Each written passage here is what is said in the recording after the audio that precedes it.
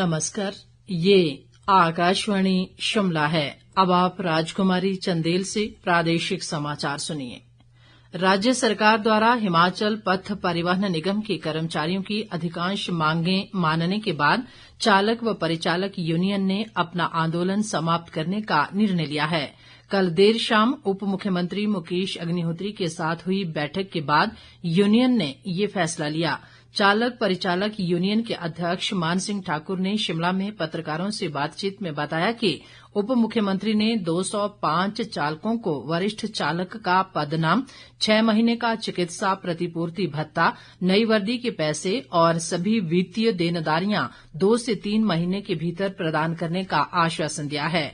उन्होंने कहा कि अब चालक व परिचालक पहले की तरह ही अपनी सेवाएं देंगे। माननीय उप मुख्यमंत्री महोदय जी ने हमें आश्वस्त कराया है कि आपको सैलरी पहली तारीख को मिलेगी। माननीय उप मुख्यमंत्री महोदय जी जो बोलते हैं वो करते हैं। ये 2 महीने का ओवर टाइम नाइट मिलेगा हमें, ये जो स्टार्टिंग से देंगे। उसके बाद जो 150 करोड़ रुपया निगम प्रबंधन को निर्देश दिए हैं, कल ही इन्होंने अपने कागज पत्र जो है वो दे दिए हैं और बात भी हो गई है 150 करोड़ जब मिलेगा तो 50,000 एरी की किस्त जो 76 करोड़ बनता है। उसके बाद आपका मेडिकल रिवर्समेंट 8 या 10 करोड़ बनेगा। हमारी लगभग सारी मांगों को मान लिया गया है। तो हम अब गेट मीटिंगें भी आज से बंद करेंगे और 8 से अब 8 घंटे ही करेंगे।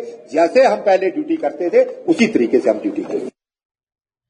रेल मंत्री अश्विनी वैष्णव ने कहा है कि वर्ष 2014-15 की तुलना में रेल दुर्घटनाओं में 77% गिरावट आई है।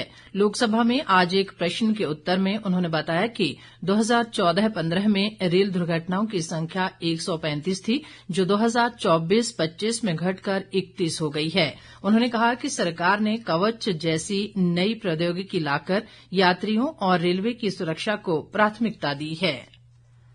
केंद्रीय ग्रामीण विकास राज्य मंत्री कमलेश पासवान ने कहा है कि हिमाचल में प्रधानमंत्री ग्राम सड़क योजना के तहत अब तक लगभग 24,968 किलोमीटर लंबी सड़क परियोजनाएं मंजूर की गई हैं, जिनमें से 22,380 किलोमीटर सड़कों का कार्य पूरा कर लिया गया है।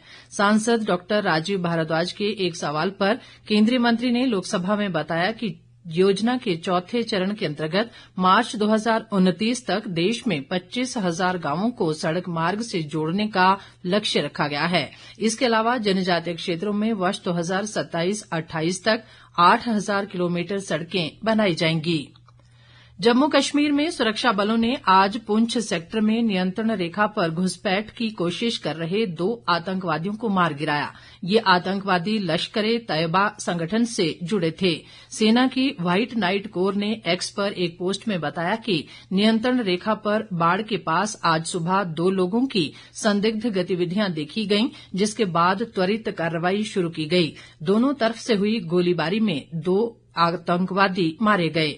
इनसे हथियार भी बरामद किए गए हैं। 22 अप्रैल को पहलगाम आतंकी हमले में शामिल आतंकवादियों का हाल ही में सफाया किए जाने के बाद ये मुठभेड़ हुई है।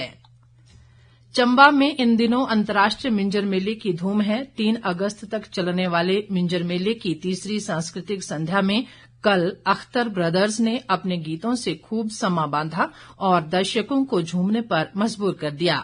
इसके अलावा पारंपरिक कुंजड़ी मल्हार गीत भी आकर्षण का केंद्र रहा। इस मौके पर कृषि उपज विपणन समिति के अध्यक्ष ललित ठाकुर बतौर मुख्य अतिथि मौजूद रहे।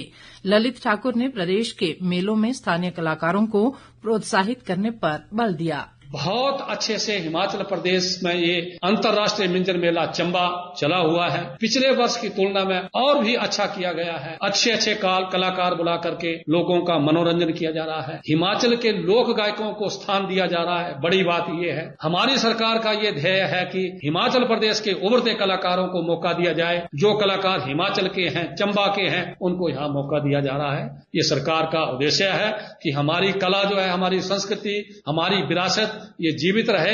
इस पर माननीय मुख्यमंत्री का विशेष ध्यान है। राजधानी शिमला सहित प्रदेश के अनेक भागों में मानसून की वर्षा रुक रुक कर जारी है। भारी वर्षा से हुए भूस्खलन के कारण चंडीगढ़ मनाली राष्ट्रीय उच्च मार्ग सहित राज्य में 343 सड़कें अभी भी यातायात के लिए अवरुद्ध हैं। इसके अलावा 551 बिजली ट्रांसफार्मर और 186 पेयजल योजनाएं भी ठप हैं। प्रदेश में इस मानसून सीजन में अब तक 1538 करोड़ रुपए से अधिक का नुकसान हो चुका है। इसके अलावा वर्षा से जुड़ी घटनाओं में राज्य में 170 लोगों की मौत हो चुकी है और 36 लोग लापता हैं। इसी के साथ ये समाचार बुलेटिन समाप्त हुआ। हमारा अगला बुलेटिन आप सुन सकते हैं 6:30 बजे। नमस्कार।